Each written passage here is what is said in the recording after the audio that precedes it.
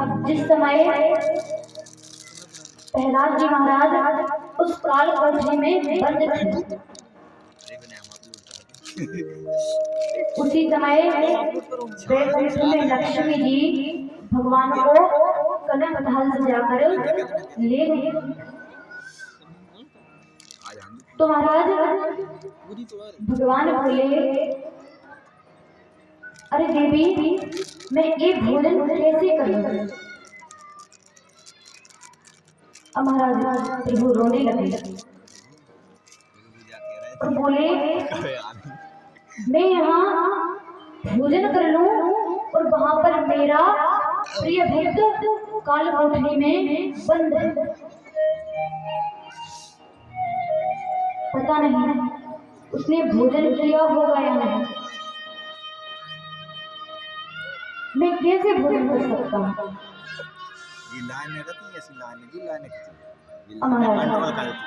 मतलब वीडियो को फटा नहीं देंगे।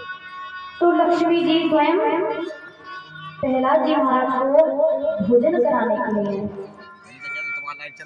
और नित्य भोजन लाइक तो नहीं किया हमने, केवल को चैनल महाराज जब 3-4 महीने हो गए तो हिरण्यकश्यप ने बोला कि अब तक तो प्रहलाद मर ही चुका होगा, चलो देखते हैं। तो हिरण्यकश्यप ने उस कोठरी के द्वार खोले तो देखा कि प्रहलाद जी तो पहले से भी अच्छे लग रहे हैं और उनके साथ सर्प तो कीर्तन कर रहे हैं। तब प्रहलाद जी को ऐसा देखकर हिरण्यकश्यप ने कहा कि मरा नहीं, पता नहीं कैसे मरेगा। तो वहीं पर हिरण्यकश्यप की बहन होलिका खड़ी हुई थी।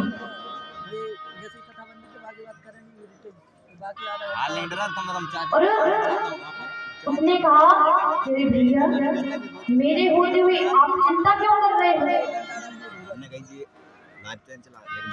प्रहलाद को तो मैं यूं मारूंगा। देखो, मुझे ऐसा वरदान है कि मुझे अग्नि नहीं जलाएगा,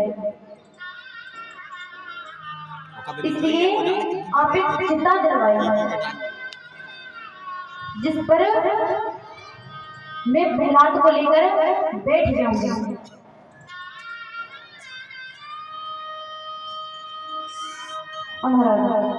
हिरण्यकश्यप ने एक चिता जलवाई। अब होलिका प्रहलाद जी को लेकर उस चिता पर बैठ गई। तो प्रहलाद जी का तो बाल भी बाका नहीं हुआ, किंतु होलिका जलकर भस्म हो गई।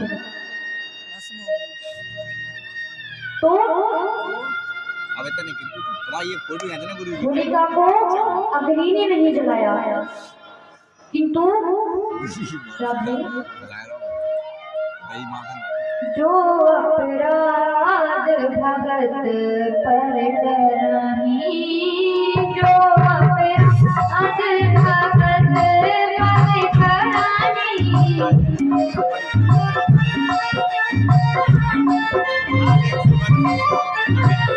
राम से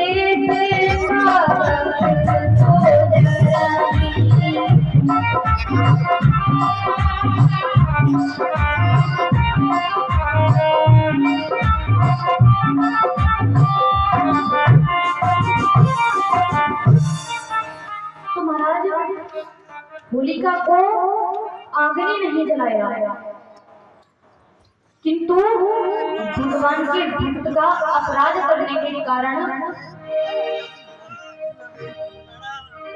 राम जी के क्रोध रूपी अग्नि ने जलाया।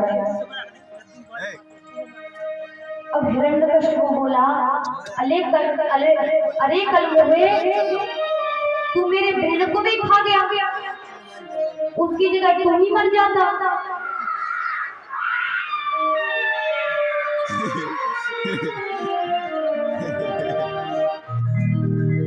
तो महाराज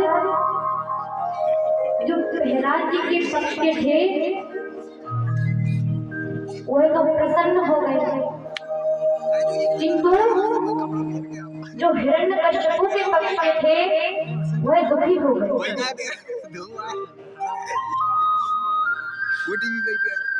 तो आज भी जो प्रहलाद जी के पक्ष के हैं वह तो शांति से होलिका जलाकर एक दूसरे को गुलाल आदि लगाकर होलिका मनाते हैं। और जो हिरण्यकश्यप के पक्ष के हैं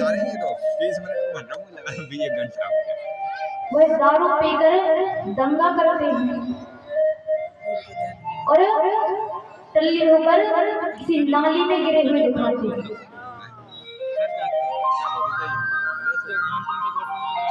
तुम्हारा आप ही बताइए कि आप प्रहलाद जी के पक्ष के हैं कि हिरण्यकश्यप के पक्ष के हैं? तो जो प्रहलाद जी के पक्ष के हैं वह अपने हाथ उठा ले। तो यहाँ पर सभी प्रहलाद जी के पक्ष के हैं। बोलिए वृंदावन में हरि लाल की।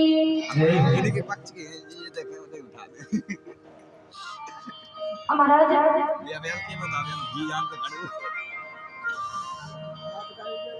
जब प्रहलाद जी अब भी नहीं मरे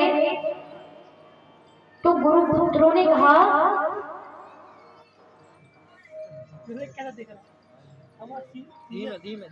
कि महाराज आप हमें एक अवसर और दीजिए।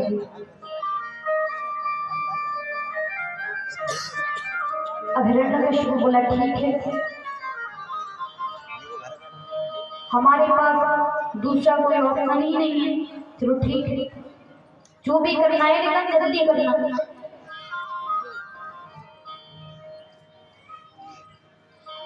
तो महाराज अब गुरुपुत्र प्रहलाद जी को लेकर गुरुकुल आ गए और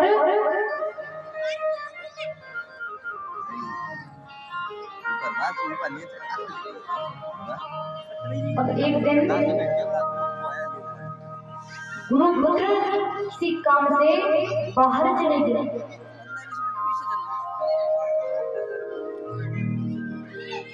तो प्रहलाद जी महाराज ने दैत्य बालकों को थोड़ी दूर खेलते देखा।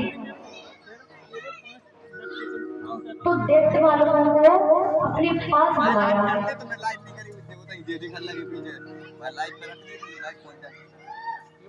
और बोले कुमार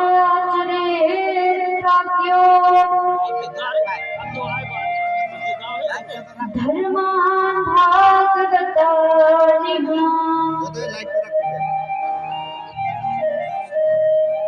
दुर्लभम मानुषम जन्म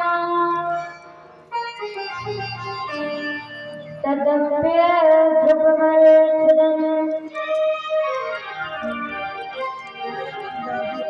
तो महाराज प्रहलाद जी कह रहे हैं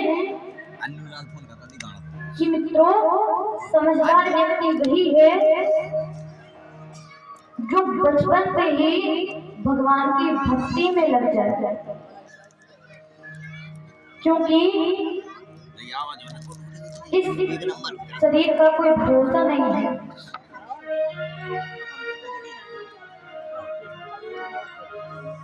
यह शरीर बहुत दुर्लभ है,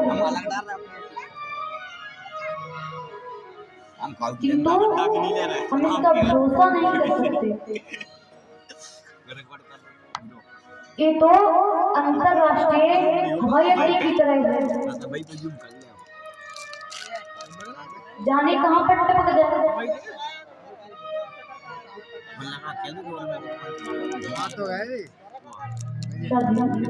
बोले वृंदावन में हरि लाल की।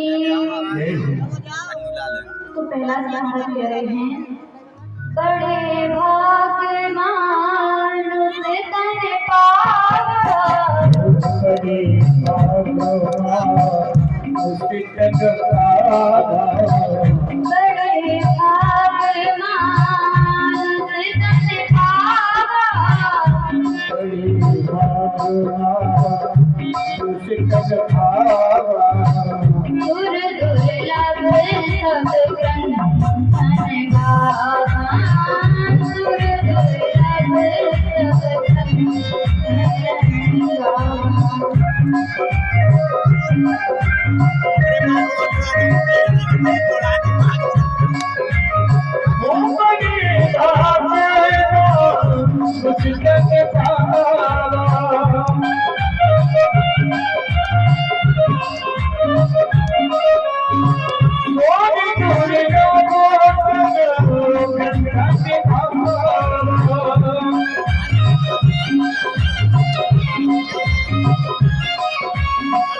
सागर धाम को तेरे द्वारा,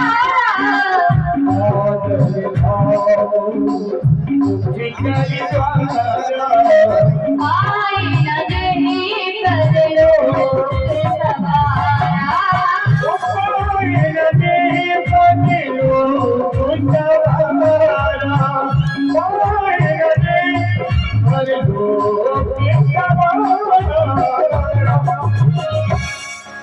तुम्हारा प्रहलाद जी की बात को सुनकर दैत्य पुत्रों ने कहा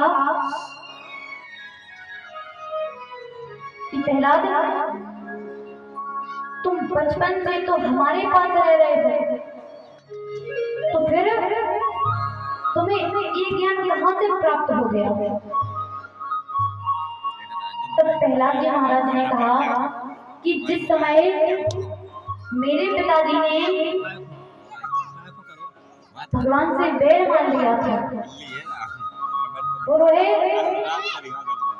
जब मंदराचल पर तप करने के लिए गए थे, तो उसी समय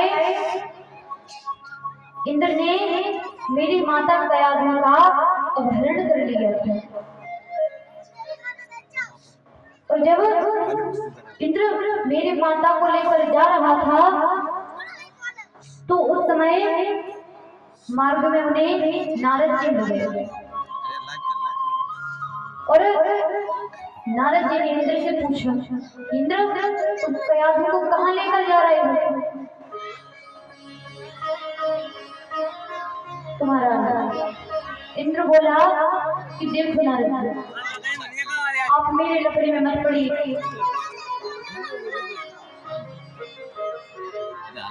इसके गर्भ में मेरे शत्रु का पुत्र है, और अभी मैं इसको मार दूंगा, और अगर ये बड़ा हो गया तो ये हमें मार देगा, तो मैं इसे जन्म ही नहीं लेने दूंगा, मैं इसे कयाधु के गर्भ में नहीं मार दूंगा। तुम्हारा नारद जी ने कहा कि इंद्र, तुम जैसा मूर्ख मैंने आज तक नहीं देखा। कयाधु के गर्भ में तुम्हारे शत्रु का पुत्र नहीं है, अब तुम भगवान का परम भक्त बन रहा है। तब इंद्र ने मेरी माता को छोड़ दिया। तब नारद जी मेरी माता को अपने आश्रम में ले गए, और वहीं पर भगवान की कथा सुनाई। तो मैंने माता के गर्भ में ही भगवान की कथा सुनी थी, तो उसी की सुधि मुझे आज तक बनी हुई है। महाराज ईटा और उसी का प्रभाव मुझ पर अब तक है। आवाज पूरी गलत जला दी तो अब ऊपर की नहीं है प्रहलाद जी की बात का प्रभाव ना मिक्सर दैत्य बालक पर पड़ा मिक्सर में डाल और सब दैत्य बालक प्रहलाद जी के साथ कीर्तन करने लगे। हमारा जब गुरुपुत्र आए और उन्होंने ये दृश्य देखा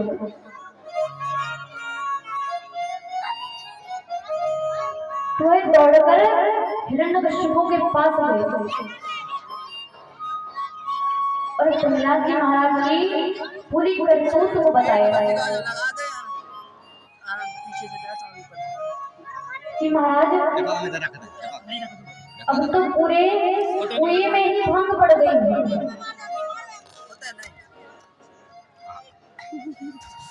अब जब हिरण्यकश्यप ने प्रहलाद जी की करतूतों को सुना तो वह भयंकर क्रोधित हो गया और दौड़कर प्रहलाद जी के पास आया क्या कह रहा है ऊपर रख दूं मशीन घुमा और बोला कि क्या कर रहे हो? सरका दो या ऊपर हमारा हिरण्यकश्यप की आवाज को सुनकर सब दैत्यपुत्र शांत हो गए। हमारा हिरण्यकश्यप प्रहलाद जी से बोला कि अरे मंद बुद्धि कुल के कलंक, तू अपने आप को क्या सोचता है? तू किसके बल से मेरा अपमान किए जा रहा है? तो प्रहलाद जी बोले कि पिताजी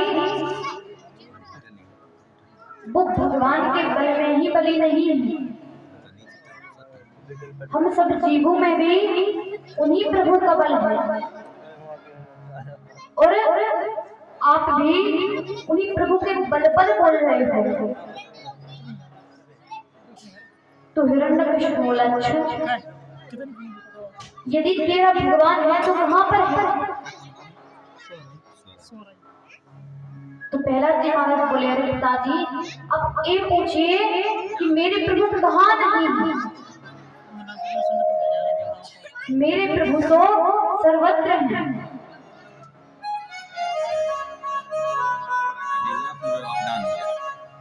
तो हिरण्यकश्यप बोला अच्छा तेरे प्रभु सर्वत्र हैं तो तेरे प्रभु इस खंबे में है। तो प्रहलाद जी बोले हाँ। फौजी में 10,000 को वो नन्या मतलब साई 10,000 तो हिरण्यकश्यप बोला अच्छा तुम्हें इस खंबे में भी भगवान दिख रहे हैं? मुझे तो नहीं दिख रहे, कहाँ पे? तब प्रहलाद जी महाराज बोले कि पिताजी यदि आप मेरी दृष्टि से देखें तो इस खंबे में भी आपको प्रभु का दर्शन होगा। हमारा हिरण्यकश्यप ने उस खंबे में एक जोर से मुक्का मारा तो अपने भक्त की बात को सत्य करने के लिए भगवान ने खंबे को फाड़कर और उसमें से नरसिंह अवतार में प्रकट हो गए। बोलिए नरसिंह भगवान की। हमारा नरसिंह रूप का नरसिंह भगवान का भयंकर रूप है और गुफा की तरह मुख है, पर्वत के समान दाढ़ें हैं और तलवार की तरह लपलपाती हुई जीभ है। महाराज नरसिंह भगवान ने खेल ही खेल में हिरण्यकश्यप को पकड़ा और अपनी जांघों पर बीच दहली में लेकर बैठ गए और हिरण्यकश्यप ने कहा कि अरे तुम तो मैं मार ही नहीं सकते, तो भगवान बोले ऐसा क्या है कि मारी नहीं सकते। तो हिरण्यकश्यप को बोला कि देखो मुझे वरदान कि ना ही मैं अंदर मरूंगा और ना ही मैं बाहर मरूंगा। तो भगवान बोले अच्छा तुम अंदर बाहर नहीं मरोगे, तुम तो बीच दहलीज पर बैठे हुए हो। हमारा हिरण्यकश्यप बोला कि अब भी तुम नहीं मार सकते। भगवान बोले क्यों? तो हिरण्यकश्यप बोला कि ना ही मैं ऊपर मरूंगा और ना ही मैं नीचे मरूंगा। तो भगवान बोले अरे मूर्ख, तू ना ही ऊपर है और ना ही नीचे है, तू तो मेरी गोद में है।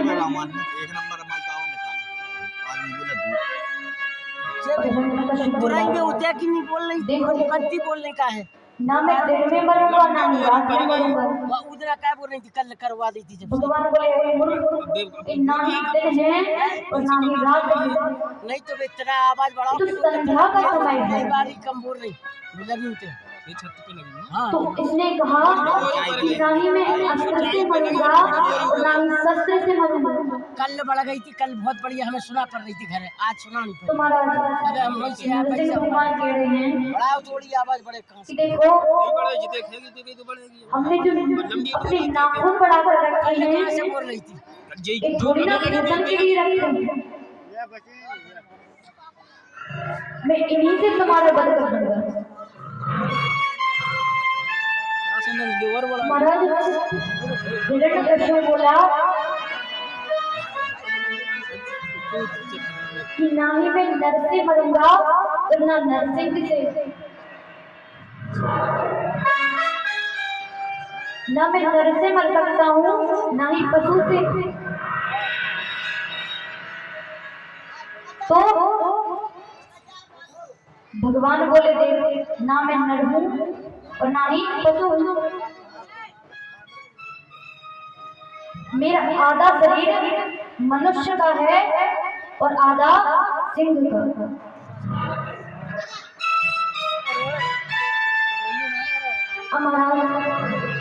हिरण्यकश्यप बोला कि मैं ब्रह्मा जी की रचाई सृष्टि में किसी के हाथ से नहीं मरूंगा। तो नरसिंह भगवान बोले कि अरे मूर्ख, ब्रह्मा ने मुझे नहीं बनाया, मैंने ब्रह्मा को बनाया है। अभी बोले अरे महाराज, हिरण्यकश्यप बोला कि मैं साल के 12 माह में किसी भी माह में ना मरा, मैं 12 में से किसी भी महीने में मर ही नहीं सकता। तो महाराज नरसिंह भगवान बोले कि देखो ये 12 महीना नहीं है, ये तो अधिक मास अर्थात 13वां माह चल रहा है। इस प्रकार भगवान ने सभी वरदानों को देकर और हिरण्यकश्यप के पेट को चीरकर और उसकी आंतों को धारण कर लिया। बोली अनंता माली भगवान की जय हो। हमारा सभी देवता और ऋषि भगवान की स्तुति कर रहे हैं।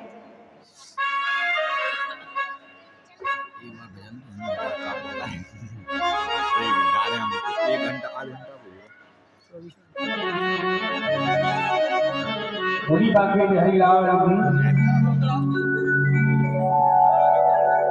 प्रबंध प्रेम के पारे पड़ते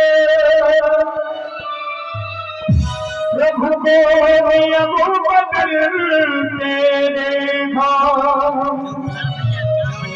अपना नाम चले चल जाए और भक्त कमान ना चले।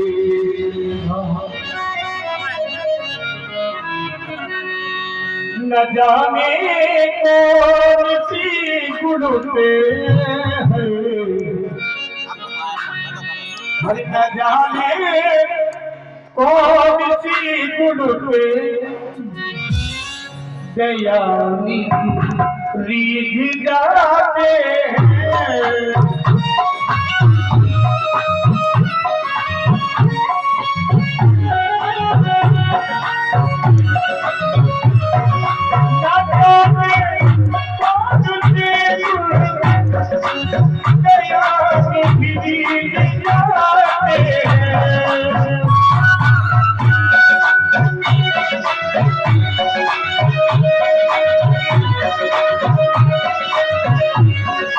यही तालियों की ताना करते हुए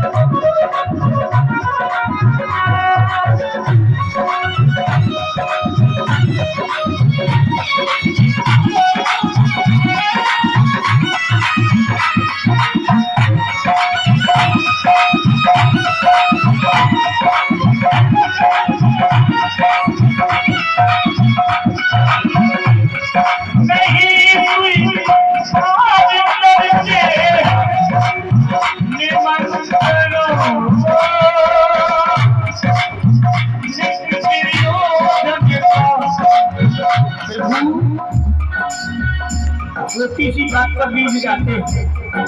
जरूरी नहीं है कि उन्हें छप्पर भोग लगाओ, लेकिन भाव अच्छा होना चाहिए। नहीं स्वीकार करते हैं निमंत्रण से दुर्योधन का कि तुम